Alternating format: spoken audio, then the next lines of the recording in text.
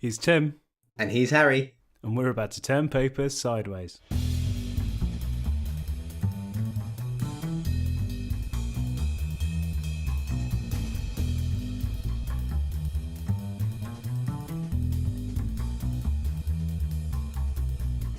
You're listening to Turn Paper Sideways, the podcast where we talk about cardboard and rotating it 90 degrees. We talk about all things Magic the Gathering, from current affairs to our favourite format, Commander.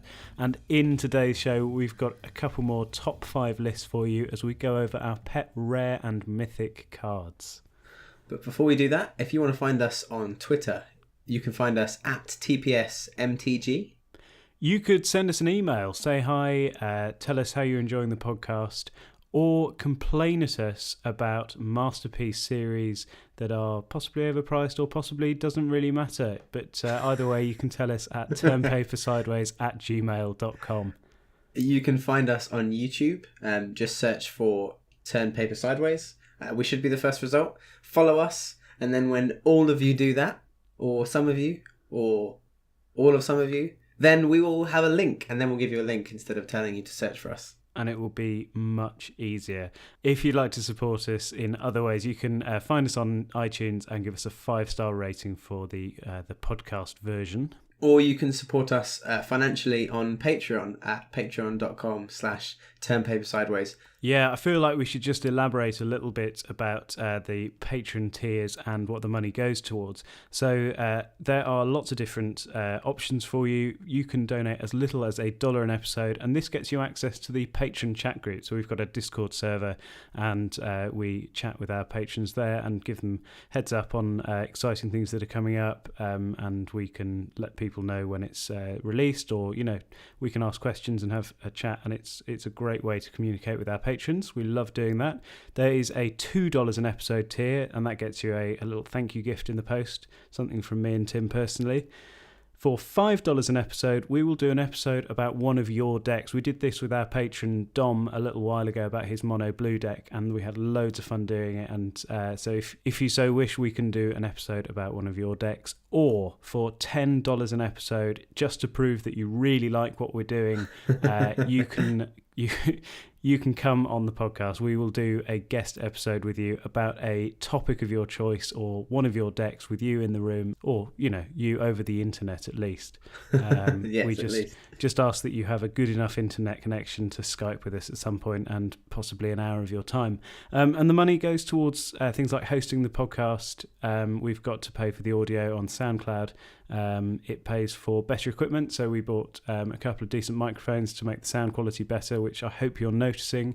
And it also goes towards the shipping costs for giveaways and things like that. In the future, we'd really like to be able to host a website. We'd like to get more content in different forms, so whether it's more audio, proper video content. So our YouTube stuff at the moment is just audio only with a fairly bog standard image, and it would be great to have video on there as well, and maybe things like articles, or the world could be our lobster.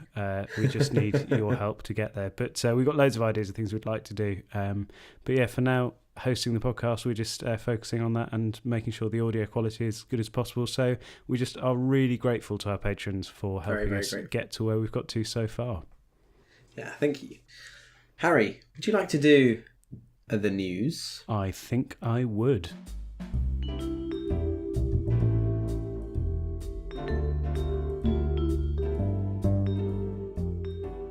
Very excitingly, I went to a Pauper tournament on Friday night. My local game store hosted their first ever Pauper tournament. It was my first ever Pauper tournament, the first time I've played sort of competitively, in quotation marks, but it was just so much fun. I played 4 games against, I'd say, probably 3 different decks. My first game was against Is It Delver, and my last game was against Is It Blitz, and so they're very similar decks. It's quite hard to distinguish between the two when you're playing against them.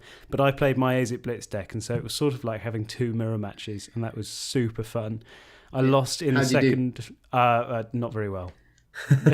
Oh. So I won the first game against Is It Delver. That was good fun. I lost in the second round against a blue-black control deck, which didn't have a win con. its win condition was milling me out faster than it milled out. So there was one that he sideboarded in a win condition for game 2, which made me mill 2 cards at the beginning of my upkeep.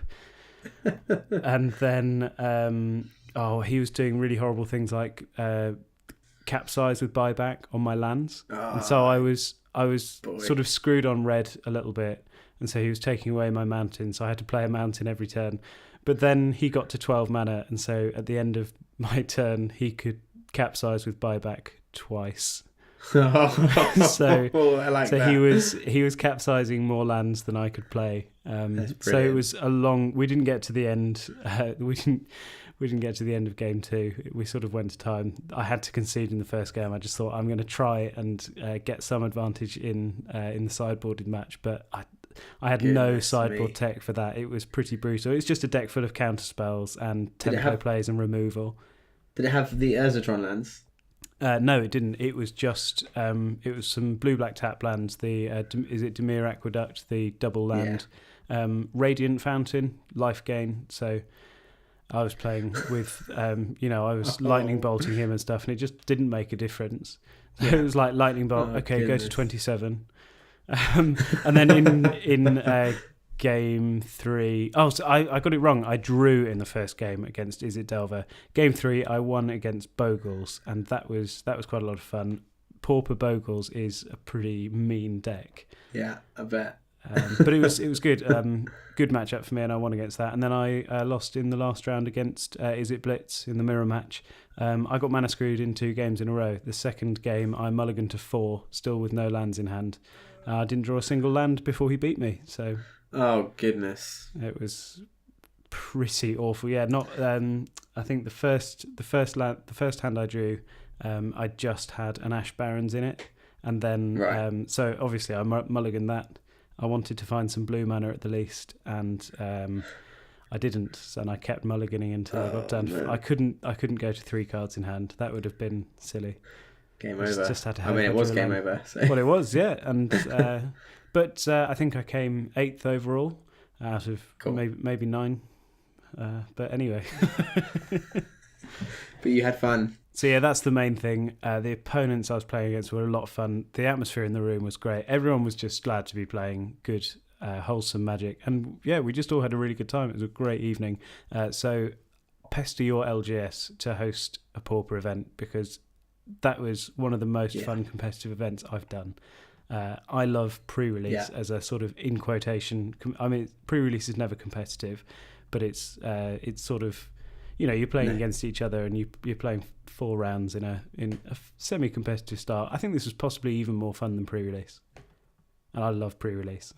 Wow, pre-releases are the best Magic. So that's a tall order. Now I'm regretting saying that. No, you said it, and I don't think you're wrong. I think Pauper's such a fun format because it does have that competitiveness, but it's also such a. People are happy when they're playing Pauper. Not that people are unhappy when they're playing Standard or Modern. I'm not saying that, but generally people are unhappy when they're playing Standard and Modern. I don't mean that. I find that there's spikes aren't necessarily. I think I'm part spike, but there are different kinds of spikes, and people have fun in different ways. Yeah. And some people have fun in not a very outward way, and so when I'm feeling my spikiest, I enjoy playing, but I know spikes who spike being the sort of, they want to make optimum plays, and so I think that's where a lot of spikes have fun, is if they're playing at their best, and if they're not, they're sort of not having as much fun. Whereas Pauper allows for sort of spikiness which is suboptimal as well, in a sort of a strange way. It's sort of a spike with a splash of Johnny and Timmy, because in Pauper there's a lot of freedom for creativity.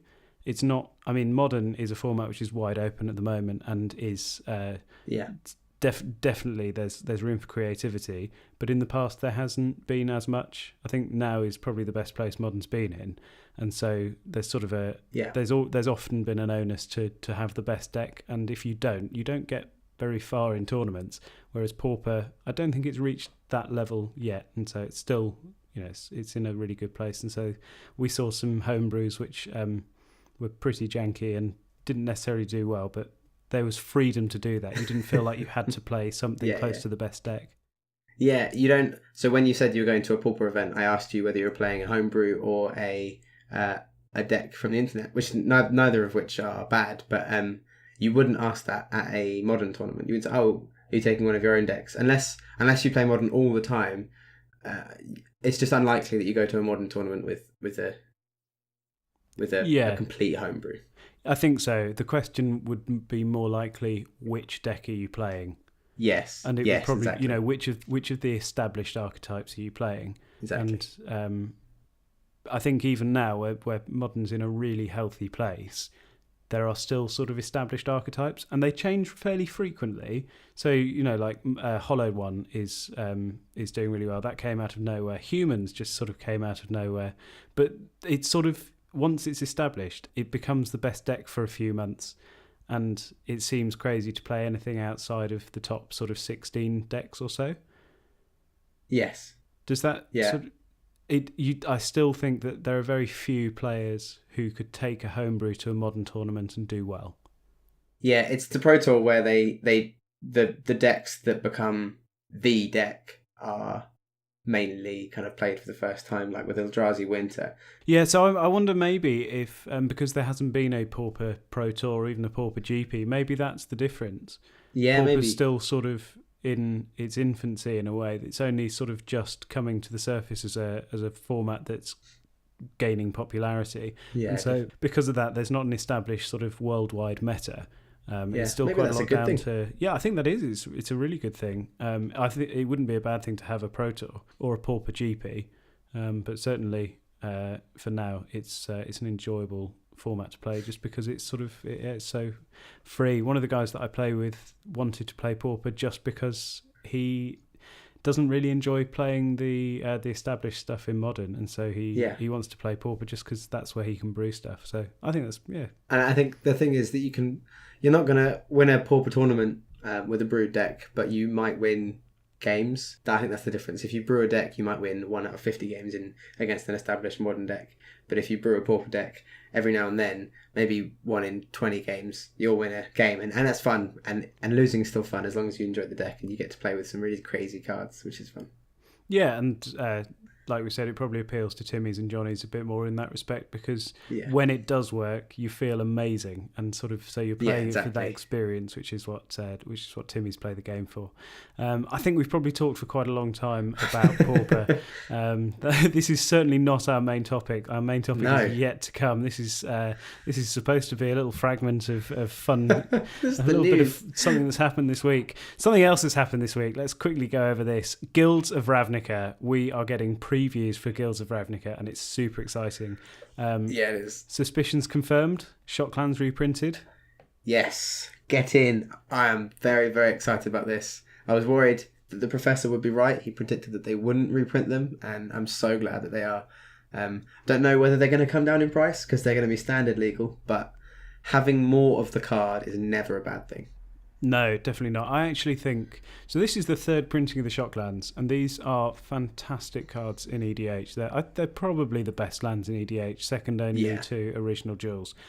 I think that actually 3 printings worth of them is probably going to bring them down in price quite significantly. I wouldn't be surprised if some of the cheaper ones were down to sort of £3 or £4, £5 maybe, in value. But the fact that I'm going to go to a pre-release and I've got a chance of opening Shocklands. That's super exciting. These are actually sort of fabled cards, and so it really makes the game quite exciting. If you're going to go to a pre-release and you've got a chance to open these sort of really powerful lands, that's a big deal. There's one particular card that's been spoiled. We're not going to talk about all the cards now because there are a lot, and the full set isn't spoiled. But there's one particular piece of removal that we both are very fond of already, and we think it's going to be a staple in lots of formats, and no less so in this format. It's going to be it. That is Assassin's Trophy. Harry, do you want to read us Assassin's Trophy? Yeah, Assassin's Trophy. I'm going to read this off the top of my head because I haven't got it in front of me. Oh, it says, I have, so I'll test you. Okay, so Assassin's Trophy is green and a black for an instant, which says destroy target permanent. Its And opponent controls. And opponent controls. Yeah. Its controller searches their library for a basic land card and puts it onto the battlefield. Tapped. No, not tapped. Oh! Yeah, this is permanent removal. This is good. I think this is... so a little while ago we saw Fatal Push. I think this is the next Fatal Push. I think that this is going to make big waves in Modern. Fatal Push changed Modern quite significantly. Yeah. I think this has the potential to do so. I think, especially with Shocklands in Standard, this is going to be an absolute powerhouse in Standard. I think green-black decks are going to be pretty good for the next few months. But also, I'm so excited for EDH with this card. This is better than most of the removal I play in EDH, and I wouldn't play Fatal Push in EDH, but I certainly would play this. This is bonkers. So we can't talk about this card without comparing it to what I'm assuming is its Ravnica counterpart, because it's also from Ravnica. Abrupt Decay is green and a black for an instant, and it can't be countered by spells or abilities, and it's destroy target non-land permanent with a converted mana cost 3 or less. So that's can't be countered, but it has to meet 2 requirements in that it can't be a non-land permanent and it can't be converted mana cost 3 or less. So it's got to be 3 or less. Oh, it's got to be 3 or less, yeah. There's a downside to each of them, and the downside to Assassin's Trophy is not really a big downside in EDH. I think ramping an opponent by 1 basic land to get rid of their degenerate thing. You get rid of... if you can get rid of a 7, 8, 9 mana creature or their Gaia's Cradle or something else, that's a massive play. Whereas Abrupt Decay in EDH is weak because if you're getting rid of something CMC 3 or less, it's probably a Signet or a Mana Dork or something fairly rubbish. Yeah, something unexciting. Yeah, or maybe just with less impact. Assassin's Trophy, just you can get rid of an impactful anything. It doesn't matter what it is. It can be a Planeswalker. It can be a non-basic land. Oh boy. Yeah, when we were talking about this card earlier, we both said at the exact same time, Maze of Ith. So yeah, it's a big deal. It's a big deal. All the new enchantments that turn into lands from Ixalan, all the bonkers enchantments that Harry plays in his enchantments deck. This card's great. Yeah, those flip lands are actually a bit of a problem because I don't play a huge amount of land removal, and so I've got to try and get rid of those before they turn into lands. Exactly. I do play quite a lot of enchantment removal, but if I haven't got it in hand, a couple of turns later when I have got it, it's too late. That broken card is a land now, and I can't touch it. Yeah. So this, Assassin's Trophy for sure. Check it out. New previews are coming every day, and I'm super excited about this. By the time this podcast released, we'll probably have most of the set spoiled to us. For sure. But this set looks super fun, and we will talk about it a lot more in future. We'll probably have a whole episode dedicated to it with a set review. Oh. Anyway, let's get on to the main topic. Yes, let's. So we have had a little series of our pet cards. We did our pet commons, we did our pet uncommons, and now we're doing our pet rares and mythics. So these are not necessarily the best cards or the strongest cards or staples. In fact, I have tried to steer away from staples because I want these to sort of reflect who I am as a player and what sort of things you can expect from me. And so these sort of give you an idea of my own colour identity and the sort of play style I like. Hopefully it's the same for Tim. We'll find out. Yes, so you won't see cards like Vidal Canori and Cyclonic Rift. Those are some of the best rares in EDH. Absolutely. So we're not saying these cards are better. They're just, about those cards. We're going to tell you about some of our favourite ones that you may already know about as well, but we're going to tell you why we love them. And the reason that we love them is because we find them fun to play. And so hopefully you'll hear something you haven't played with and you'll give it a go and also find it fun to play. So anyway, Tim, do you want to go first with your number 5? Oh, I will definitely go first. My number 5 is Jeskai Ascendancy. It is blue, red, white for an enchantment. Those pesky enchantments. They get They get removed quite easily with Assassin's Trophy. Whenever you cast a non-creature spell, creatures you control get +1/+1 until end of turn. Untap those creatures. Ouch. It's not it. Whenever you cast a non-creature spell, you may draw a card. If you do, discard a card. This was a cycle from Khans of Tarkir, which is the set I first started playing in. The first set I properly started playing in. I love all 5 of these cards. This is definitely my favourite one. Abzan Ascendancy is really good in sacrifice decks and recursion decks. But Jeskai Ascendancy is a combo piece. It was a big piece of standard when it was out. I love this card. If the fact that it untaps the creatures, that's what I really love about it. The +1/+1 is gravy. The draw a card and discard a card is gravy. But untapping your creatures is really good. If your creatures tap for mana, and then you use that mana to cast a spell, you untap them, and it's a big part of the deck, which I've talked about every single episode, and I'm very sorry for that. But this card, it says Tim on it. I love it, and it's probably one of my favourite colour combinations. Awesome. Well, this is the card that actually spawned Zada, isn't it? Yes. You had the modern deck. You built a modern deck around this. This was a Tim homebrew, and you were inspired to build an EDH deck, and so you found Zada, and it was born. Jeskai Ascendancy and Zada is the whole reason for that deck. Yes, it is actually, yeah. So the whole cycle of Ascendancies is good. I've got Sultai Ascendancy in my Muldrotha deck because it puts cards into my graveyard, and it's it's awesome. So this is blue, red, and white. My number 5 is blue and white. This is our Planeswalker. I wasn't thinking I'd include a Planeswalker, and then I was really thinking through my list of cards and thought, actually, Venser is definitely one of my favourites. So this is Venser the Sojourner. He is a Planeswalker for 5 mana, that's 3 white and blue, comes in with 3 loyalty, and his 3 abilities are a +2, which says exile target permanent you own, return it to the battlefield under your control at the beginning of the next end step. A -1, which says creatures are unblockable this turn, and his -8, you get an emblem with whenever you cast a spell, exile target permanent. So that's sort of, that last one is kind of reminiscent of the new Teferi, which is breaking standard quite dramatically and is a massive bomb in limited. But I just love the flexibility of this card. If you're in blue and white and you've got anything with enter the battlefield effects, so I put this in a Bant deck, for example, which was built around ETB effects, you can flicker them. It's an extra bit of value. I've had this in a deck which cares about attacks, and so its -1 is fantastic for that. And there are very few decks I play which have no enter the battlefield effects in, or don't at some point in the game want to attack somebody either for value or to try and take them out of the game. So I just think it's fantastically flexible in a lot of different sort of strategies. But I don't know. I've just always been drawn to this card, and I keep trying to put it in decks. I just really like to play with it. I've never got to its -8, probably never will, because it's one of the more powerful ultimates I've seen. Yeah, I think if you get to -8 with this, you're already winning, because how have you done that? We spoke in our last episode about win more cards, and this counts as win more. If you get to the -8, you probably don't need to be doing that. This was very almost on my list. It was on my short list before I shortlisted, if you know what I mean. My number 4, Clever Impersonator. For 2 blue, you get a 0/0 creature shapeshifter.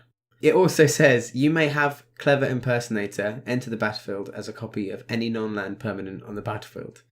Wow.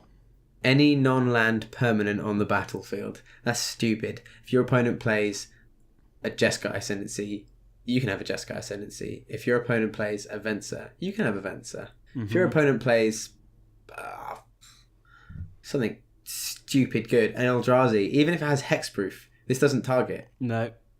This is good. Fantastic. This is my favourite clone. I love cards that say you may have it enter the battlefield as a copy of. It's not it enters the battlefield and becomes a copy of, which means you get enter the battlefield effects, which is just fantastic. And that's super flexible. 4 mana for the best card in your opponent's deck. It's super 75%. Yeah. And you can also probably just build your deck around it. If you want 2 copies of a card, there you go. Have 2 copies of that card. Yeah, I think this when you said this is 75%, I was going to make that point, but I was also going to make the point that this can be put in your tuned deck, because if your deck's tuned, it means all the cards are in there on purpose, and this is just any of them that are non-land permanents. This is I'm definitely. a big fan of this card, and it's from the best set that's ever been printed in Magic, Khans of Tarkir. So, you know, There 2 we for go. 2 on my list. Good work. Harry, what's your number 4? My number 4 is an old one, and I hope that this is a new card for some of our listeners. This is Hibernation's End. It's 4 and a green for an enchantment with cumulative upkeep of 1. So cumulative upkeep means that at the beginning of your upkeep, you put a time or an age counter, on that enchantment, and you pay the upkeep cost for each time counter. So cumulative upkeep of 1. First turn, you pay 1 mana. Second turn, you pay 2 mana. Third turn, you pay 3 mana, etc. And the effect of this card is whenever you pay Hibernation's End's cumulative upkeep cost, you may search your library for a creature card with converted mana cost equal to the number of age counters on Hibernation's End and put it into play. If you do, shuffle your library. So this is cast a creature spell in your upkeep from your library. Just pick one. So on the first turn, you can go and get a mana dork. On the second time, that mana dork can help you pay for the cumulative upkeep, and you go and get a 2-drop, and then you get a 3-drop, and then you get a 4-drop, and then you get a 5-drop. Yeah. If it ever gets there, you can start getting some really powerful cards out of your deck. You get to 6, you can get your Wormcoil Engine. You get to 7, you can get your Hornet Queen or your Avenger of Zendikar or whatever. And so it's sort of cumulative upkeep is supposed to be a drawback because it's supposed to, the effect is powerful. Yeah. And so you've got to keep paying for it. And if you can't pay for it, you lose that effect. But Hibernation's End, the whole point of the effect is the cumulative upkeep. And it gets you a card that wasn't in your hand. So it extends your hand by an extra card. Yeah, and by any card. Yeah. Yeah, wow. I think this is it's weird because I wouldn't play a tutor in EDH. It's just not my favourite thing to do. I don't mind if other people do it. But this is the sort of card I would have no qualms playing. But in fact, it's worse than just a one-time use tutor. But I'd still play it. It's weird. Like this card is cool. I feel like it's 5 mana. Maybe that's the problem, and the fact that you have to keep playing mana doesn't feel inherently broken. But yeah, I love the art as well. Just a couple of polar bears coming out of hibernation. Yeah, this is. I think it's sort of innocuous. It's either going to sit there on the battlefield for a little bit longer than your opponents should let it because it doesn't seem that powerful, or they'll realise and it's a 5 mana lightning rod, so they'll spend their removal on it instead of your other broken thing. So, yeah, I like both of those options. Yeah, that's a good card. You know what's a great card? Goes really well with Hibernation's End.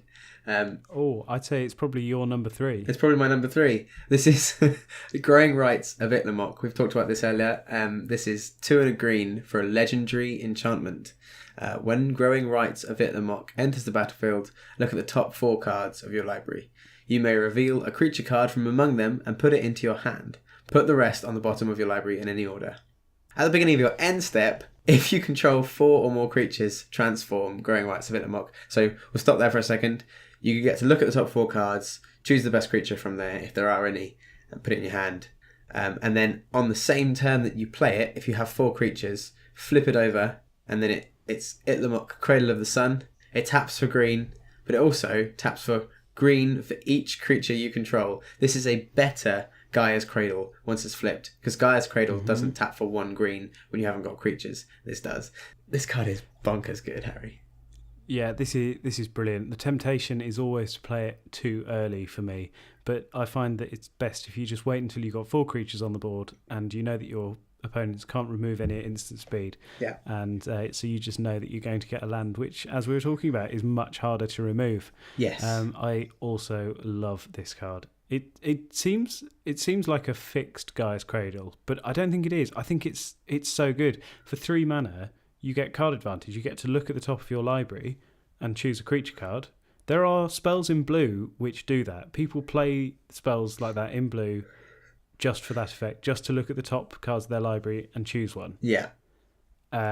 I've got friends who happily play that in EDH, and it doesn't seem like too bad of a card to play. Yeah. The fact that this then turns into a super powerful land is crazy. Yeah. Is Gaia's Cradle banned in EDH?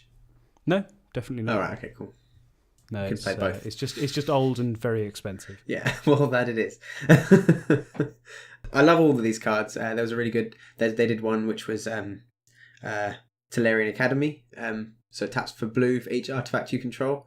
Again, that is a banned card. So I've only just got an artifact deck, so it hasn't made it to my top 5 rares and mythic rares. But that is again like another stupid card. It just goes to show you how awesome this cycle of cards is. Yeah, you know which one they didn't do though? They didn't do a Serra's Sanctum, which is the enchantment version. It taps for white for each enchantment you control. Oh, they didn't do a version of that. And so I'm just hoping for that in the future. You'll get it, I promise. I can't make that promise, I'm sorry. No, I don't think you can. What's your number number 3 even? I don't want to My skip number 3 is Bident of Thassa. 2 blue for a legendary enchantment artifact. This was originally printed in Theros, and it says whenever a creature you control deals combat damage to a player, you may draw a card.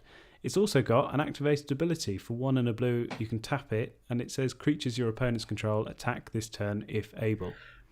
That last ability, I know the first ability of drawing a card whenever you hit someone is like really good, but being able to force your players to make unfavourable attacks is so good. Yes, I've got written in brackets here Disrupt Decorum, because Disrupt Decorum is a red spell which is on the initial list for this podcast. It is also one of my favourite spells. It says goad all creatures your opponents control, and goad says they attack until your next turn. They attack during combat if able, and they have to attack someone other than you. So that's a pretty big effect. Yeah. But Bident of Thassa says that every rotation of the table you can pick one of your opponents and make all of their creatures attack, which I love. But I've actually built a whole deck around the first ability. Whenever a creature you control deals combat damage to a player, you may draw a card. So I've got a whole deck of creatures which deal combat damage and do different things, and Bident of Thassa is obviously an all-star in that deck, but I think it probably goes into a lot of decks. Particularly in blue, there are a lot of creatures with flying, and so you might have even something like a Muldrifter or just a utility creature. If you've got an open attack, somebody at the table who doesn't have any flyers, you might just be able to attack them and draw an extra card. So I think that even in a normal deck which isn't relying on that sort of strategy, absolutely, you might find some incidental value there. The problem with these cards, I think, the thing that makes them not completely broken, not that they're broken, but they are enchantments and artifacts, so they are going to get hit by all of the non-creature removal, basically. Yeah, pretty much, including Assassin's Trophy. All of the cards that we talk about today, pretty much, will be removable with Assassin's Trophy. We've got very few instances. I've just noticed. Only our number ones and one of my honourable mentions doesn't get hit by Assassin's Trophy. That is quite impressive.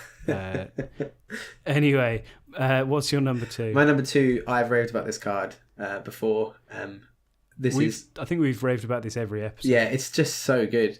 Mirage Mirror. It's 3 mana for an artifact. It was from Hour of Devastation. For 2 mana, Mirage Mirror becomes a copy of target artifact, creature, enchantment, or land until end of turn.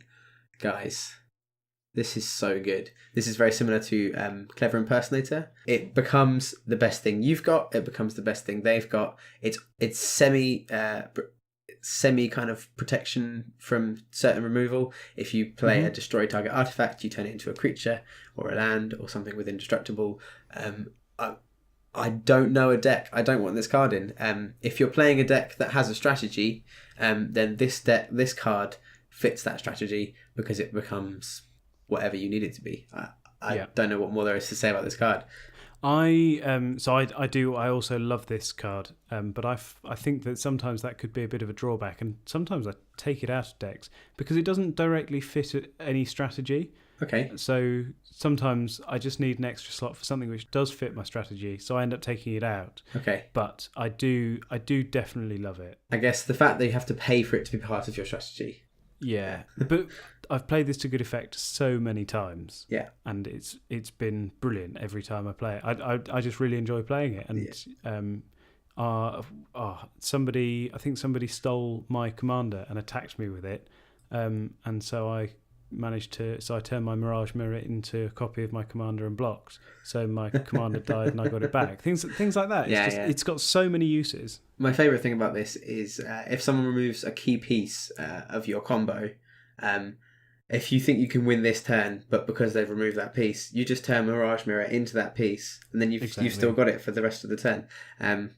There are just so many situations where you think, oh man, if I could have a Mirage Mirror, if I can get 2 of those, or if I get one of what they've got just for a turn. And also the fact that if someone has a creature and you really want it, you turn it into that creature, and at the end of the turn, you haven't got the creature baggage, which is that it can be removed by creature removal. So I think that's something to consider with Clever Impersonator. When you copy someone's creature, it's still a creature, so it can be removed that way. I think this is in all but 2 of my decks, and that's honestly because I don't have enough. What's your number 2? My number 2 is another of those awesome flip enchantment lands. So it's Journey to Eternity. It's 1 black and green for a legendary enchantment Aura, and you enchant a creature you control. And when enchanted creature dies, return it to the battlefield under your control. Then return Journey to Eternity to the battlefield transformed under your control. So that is awesome on its own. Just 3 mana to get your best creature back when it dies. Yeah. But when this comes back in transformed, it's a land which taps for 1 mana of any colour, or for 3 black and green, you can tap it to return target creature card from your graveyard to the battlefield. That is silly. Yes, what I really want to do with this card is put it on a Sakura Tribe-Elder. Okay. Oh. So turn 2, play Sakura Tribe-Elder. Turn 3, cast this onto Sakura Tribe-Elder, and then sacrifice Sakura Tribe-Elder. Sakura Tribe-Elder, when it dies, goes and gets you a land out of your deck, but then it comes back. This comes back, so and then you can sacrifice the Sakura Tribe-Elder again to go and get another land. So you've ramped yourself by 3 lands with that 1 Sakura Tribe-Elder, and then you've also got a reanimate effect on a land. We played some Brawl last week, and Harry was playing Slimefoot, and he put Journey to Eternity on Slimefoot, sacrificed it with so good. the Black God. What's that? Bontu. Got it back, did all sorts of shenanigans, made one hell of a board, and then killed me. Just like that deck. I thought, I've got this. Merfolk is going to crush Harry. I wasn't even close. That Slimefoot deck was bonkers cool. Yeah. And Journey to Eternity performed. Green and black is my favourite colour combination, Oh, is it? regardless of the format. You might be able to tell that as we get further into our honourable mentions as well. Just the utility of this card is great. Yeah. Just protecting your best creature, or all the other things that you can get back from your graveyard. Yeah. So much fun to be had.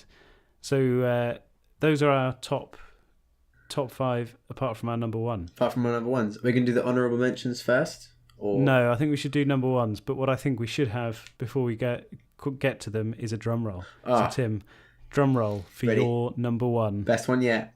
3rd time's the charm. That was like a car. I'm so ashamed. Can you do a digital one now? Go. Thank you. My number 1 is Rite of Replication. I've talked about this card more than I've talked about any other card, probably, on this. I think so. In this podcast. It says kicker 5, so you can pay an additional 5 as you cast this spell. And it says put a token onto the battlefield that's a copy of target creature. I'm going to stop there. There are spells that cost 6 that do the exact same thing as that. But that's not all it says. Because if it was kicked, so if you paid the extra 5, so 9 mana, put 5 of those tokens onto the battlefield instead. This has so many functions. If you have a great enter the battlefield effect, get it 5 times. If you have 5 incredible utility creatures, get 5 more of them. If you cast this on, I don't know, Zada, Create copies of all your creatures. I can't get enough of this card. I think this is in every deck that I play blue in. So Mirage Mirror is in all the decks except for 2. This is in every deck I own that can play it. I just love this card so much, Harry. This is a bit of a blue staple. Have you ever cast this on a Massacre Worm? I really want to do that at some point.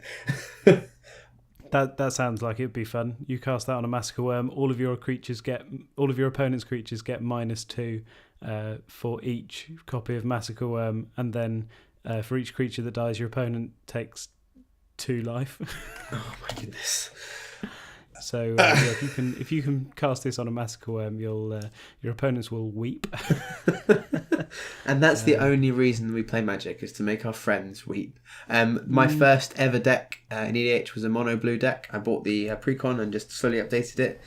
In that deck was Artisan of Kozilek and Rite of Replication. Artisan of Kozilek is a 9 mana Eldrazi. It's a 10/9. And it says when you cast this spell, you may return target card from your graveyard to the battlefield. Annihilator 2, which means when it attacks, defending player sacrifices 2 permanents, and I had 6 of them on the battlefield. Oh boy! So it's just pretty good. I like this card a lot. Yeah, again, utility. What's the best creature on the board? You've got either one of them, or if you've got enough mana, 5 of them. Yeah, Harry, I think it's your turn for a drum roll, because I always embarrass myself, and I want you to embarrass yourself a little bit too. Your number 1 is possibly even better than mine. Drum roll, please. My number 1 is Teferi's Protection. This is fast becoming an EDH staple. I don't think this will be new to any of you. No. It's 2 and a white for an instant, and it says, until your next turn, your life total can't change, and you have protection from everything. All permanents you control phase out. And then you exile Teferi's Protection, because it's so broken they don't even want it going back into your library. This is one of those cards that's you just play it and you don't need to read it. Everyone just knows that they can't touch you for the rest of the game, the turn even. There's those cards where it's got a bunch of text, but you don't actually have to read it because you just know what it does. This is quickly becoming one of those. Oh yeah, Teferi's Protection. Yeah, it's like Path to Exile or Basic Island. Yeah. But if I've got this in my hand, the temptation is always to hold it until the best moment. But I actually cast it a couple of days ago while all I had on the board was my commander. So this is in my Enchantress deck. So all I had on the board was my commander, K&T, and I had 1 Enchantress. And somebody board wiped. And I cast this because the tempo of me having to cast my commander again and get another Enchantress out of the deck, I would have been set back so far. Yeah. And so by doing this, in my next turn, I was able to chain off a few enchantments, keep drawing cards, ramp myself a bit more. I wouldn't have been able to do that if I hadn't cast it. So the temptation is definitely to wait until you've got a game-winning board state and use it to protect yourself. And it's amazing for that. Yeah. Because it even protects you against Cyclonic Rift. That's why this card is so good. It doesn't just do Wrath of God, it does Cyclonic Rift. But I find that actually sometimes the best time to cast it is when your opponent just makes a sort of a medium tempo play against you, and it would be enough of a knockback that you know that you're going to really struggle to win the game.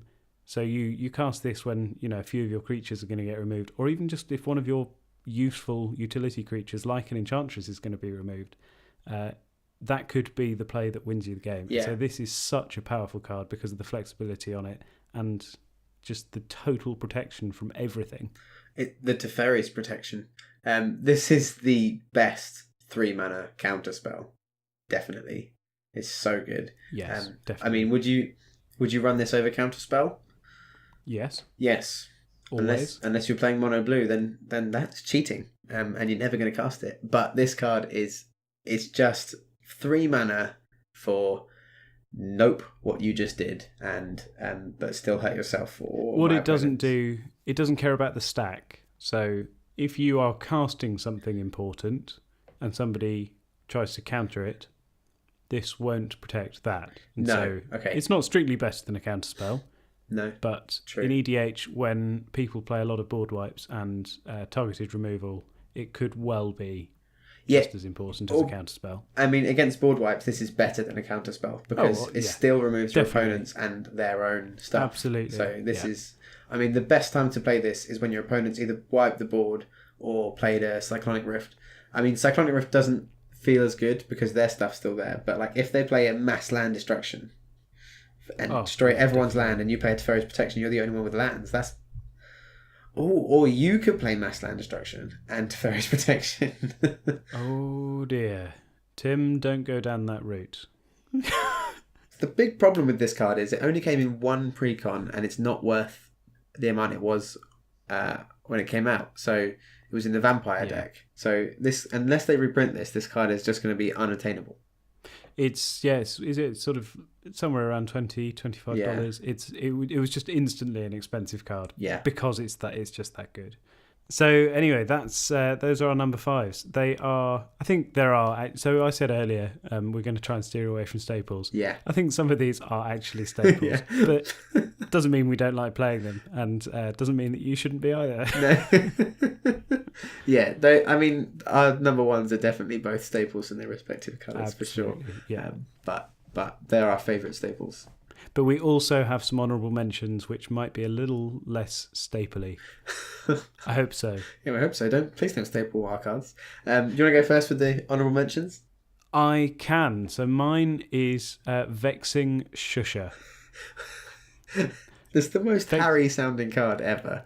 For 2 mana, hybrid red green, you get a 2/2 creature goblin shaman. Vexing Shusher can't be countered, and it's got a very fun ability. For hybrid red green, you can make target spell uncounterable. Target spell can't be countered by spells or abilities. This is sweet. Yeah, the thing I really like about this, though, is the art and the flavour text. So the artwork is a gruesome little goblin with a finger up to his lips going, shh. And the flavour text is, the stench of blood-capped mushrooms on the breath is enough to ward off even the most potent magics, especially when combined with a special chant. Hush. It's brilliant. It's a very silly card from Shadowmoor. But I think being serious, I think the utility of this is fantastic. So this was very close to being in my top 5. The problem is that I have never cast it, so I wouldn't know. Oh. Well, yeah, I honestly, I've never seen anyone cast this spell either. I feel like it's a little bit too narrow to be kind of, you're in green-red, play Vexing Shusher. If you, I think it's meta dependent. We talk about meta dependent cards all the time. If you're in a deck where someone plays Mother May I, Talrand, like just permission decks, then this is definitely the sort of card you want to put in. This and things like Surak Dragonclaw, which means your creatures can't be countered. You need stuff that can't be countered if everyone's playing blue. Yeah, especially if your combo pieces are sort of quite important. You might struggle to get them back, for example. But even if you've just got everything you need on that turn to combo off, this just means that nobody can counter your stuff. There's a card in White, Grand Abolisher, which says that people can't cast spells or use abilities during your turn. But this has extra implication. Obviously, if you're not in white, you can't play that, and so this is quite good. But this has an extra implication that you can make somebody else's spell uncounterable. And so if it's actually to your benefit that the Cyclonic Rift goes off, or the Wrath of God, or or if somebody casts that and you really don't want to, and they've got a counterspell held up, somebody else counters it, and they cast their other counterspell, you can make the first counterspell countering the target rift uncounterable, if you see what I mean. So you don't have to target your own stuff. Yeah, that's good. With the ability, you can use it politically, and you can make sure that somebody's spells resolve if it's to your benefit, and if you can gain a political advantage from it, whatever. Yeah. I just think that it's the possibilities are endless. Yeah, this block of cards, the Shadowmoor block, some of the best cards for EDH, just because they were not necessarily best as in competitive, but most fun, just because they were so complicated and they did so many things, and not in a bad way. I'm not saying that in a bad way. I love like Scuttlemutt, the card I'm so fond of and so sad to take out of decks. But yeah, it's just such a silly. It's a little effect, but it can have such a big impact on a game. Yeah, definitely. What's your first honourable mention? My first honourable mention is Mind's Eye. It's 5 mana artifact. It says whenever whenever an opponent draws a card, you may pay 1. If you do, draw a card. I mean, if you're playing, I'm about to get people hating me. If you're playing Boros and you need some card draw, play Mind's Eye. If you're playing monocolor anything, I think this is in my mono green elves deck. And to be fair, the real reason it's in that is because I've got so much excess mana. I need things to throw that mana at, and what better than to just draw cards? And I guarantee in a 4-player game, I'm gonna have 3 chances to activate it. And I mean, the odds after turn 5 when I can cast this, or earlier in a ramp deck, the odds of me only having 3 opportunities to activate this are very slim. I'm going to get 4 or 5 opportunities for a whole table rotation to draw lots of cards and just spend my excess mana that I didn't use during the turn. I agree that is really fantastic. It's great to be able to do that, but I sort of think that this isn't as powerful as it used to be. So this did used to be an EDH staple, but I think when we started playing EDH, this was a great card, and now there are just better options. Yeah. Wizards has released better cards, and so this is an example of something which is probably not a staple, but Tim really likes to play. Yeah, it's exactly that. I think Wizards has done something interesting this year with their reprints, and so Mind's Eye was reprinted in Battle Bond this year, and then there was a duplicate reprint in the Commander 2018. I think it was in the Artifacts deck. Must have been. Yeah, it was an artifact. It's an Duplicate again is another spell which it was a staple when I started playing, but now it's not, and it's sort of like Wizards have heard, oh, these cards are good in EDH, we'll put them in. People want these, and Mind's Eye was like, it was a $15 or $20 card when I started playing because there were very few copies of it. I think it only had 1 printing, and it was so powerful. But actually, that just dropped even without the reprint because it just stopped being so good. Yeah, I think if you look at my Animar Morph deck, it's full of staples from 4 years ago. It's Mind's Eye, and that's the only one I can think of. I mean, there's one I can think of which is stopping me from thinking of the rest, and it's Prophet of Krufix, which is banned, and it makes me so sad. It's actually not in the deck, but it's in the box. Just in case. Because it will be unbanned one day. It won't.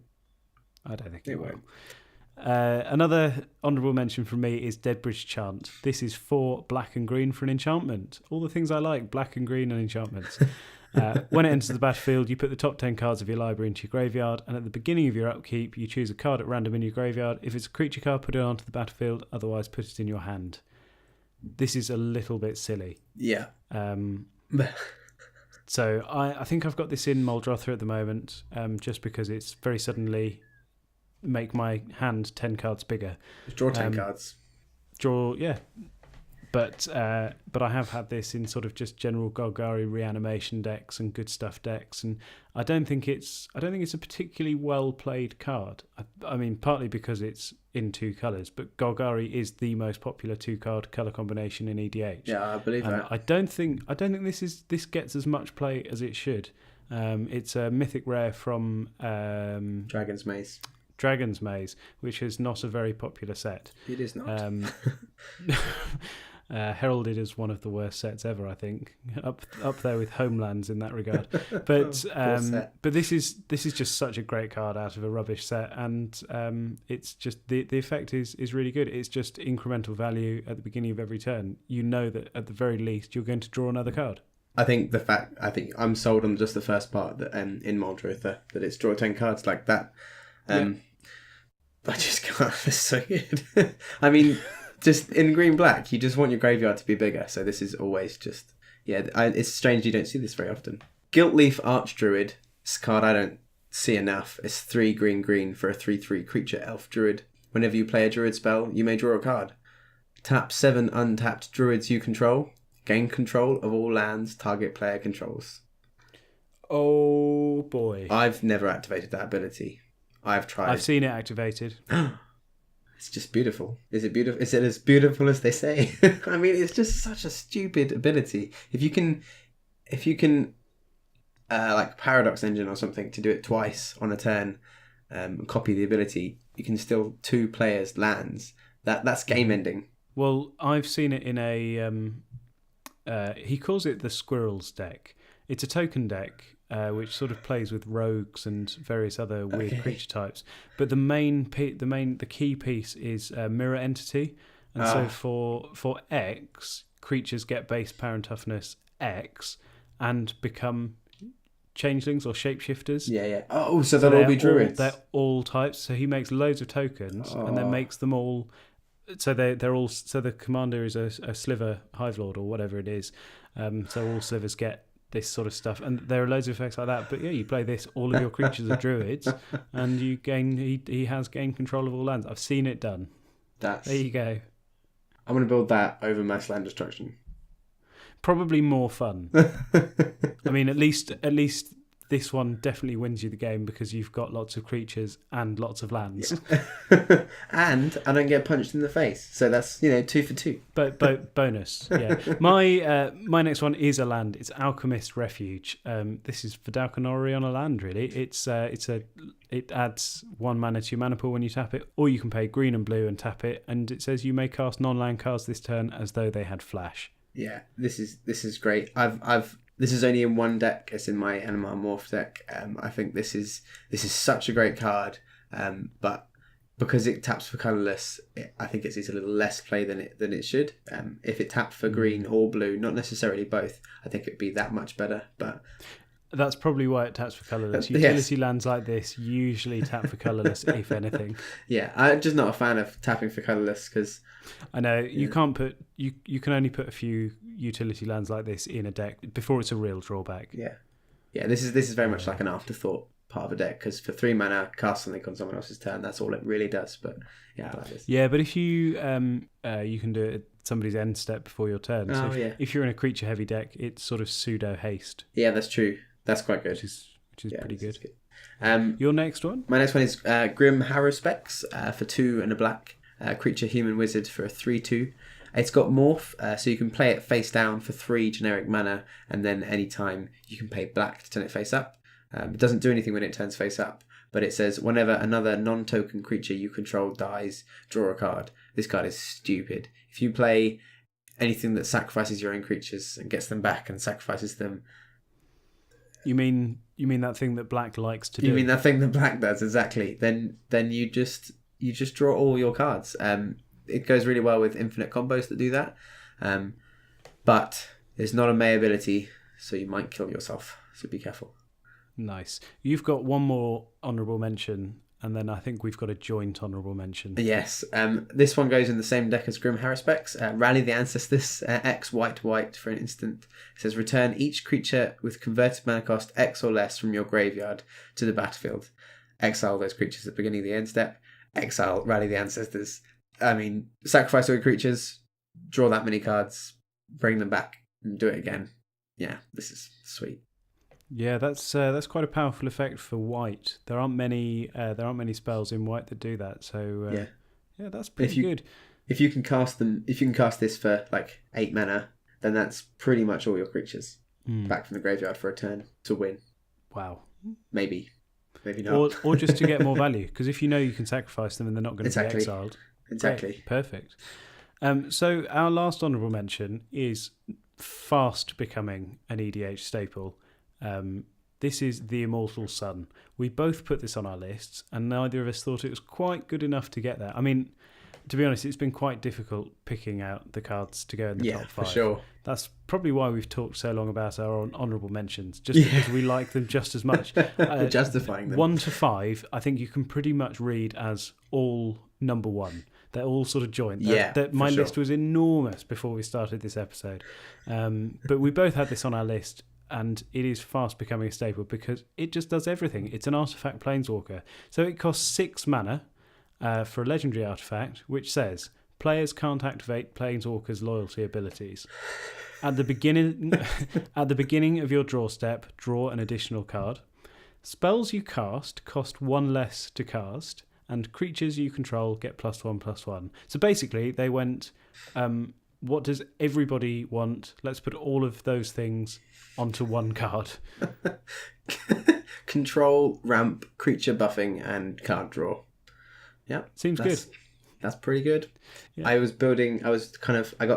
Sahili Planeswalker artifact deck, and I was going through my binder and choosing some of the artifacts I might want to put in, and I put this in the pile. And then when I was cutting the cards, I was like, oh, this turns off my commander. No, this doesn't go in the deck. Oh yeah. So yeah, That doesn't go in the deck.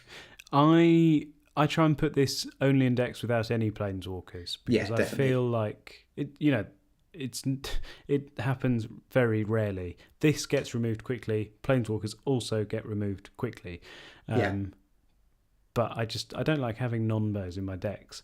But even if you were to put this in a deck with planeswalkers, I don't think you'd regret having the not being able to use your planeswalkers while it's out, because the other stuff is just so good. Yeah. You're drawing 2 cards. Yeah, Personal Howling Mine. Oh man, it's so good. It's an all-colour medallion. Yes. I mean, medallions are great. We play medallions in EDH quite happily. Yeah, I almost put medallions on my list until I realised they weren't rare. I missed that boat, so that sucks. Oh yeah, never mind. There were actually quite a few I found today that I was like, I could have talked about that in the Uncommons episode. I like that one. But anyway, there are too many cards to talk about. We can't talk about all of them in all episodes. But I think I sort of always underestimate that. So it's not that you get 1 mana reduction each turn. It's that you get 1 mana on every spell. So every spell with colourless mana in, or generic mana in, costs 1 less, and that's going to add up. So if you manage to cast 3 or 4 spells, that's a 3 or 4 mana reduction in that turn. Man, this card's way better than I thought it was. Like, just talking about it, I'm thinking, yeah, this should have been on my list. There's a very good reason it costs 6 mana. Yeah, for sure. It's too many things to cost any less. This is great in Brawl. If your opponent's playing a Planeswalker as a commander, then this turns the commander off. That's brilliant. Yeah, it's even better than removal because you can't sacrifice Planeswalkers.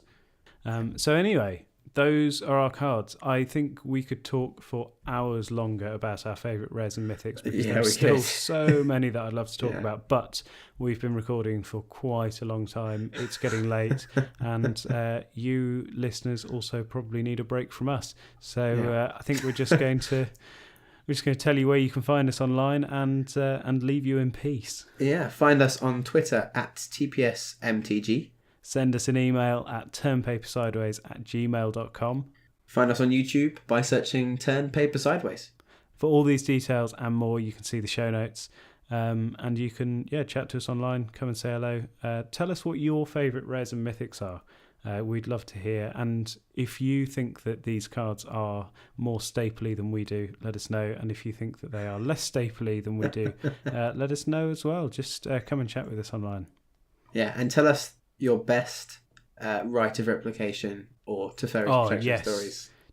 I want to hear those, please. That'd be great. So, Tim, is there anything you want to say to the listeners before we get going? Thank you so much for listening. Cheerio.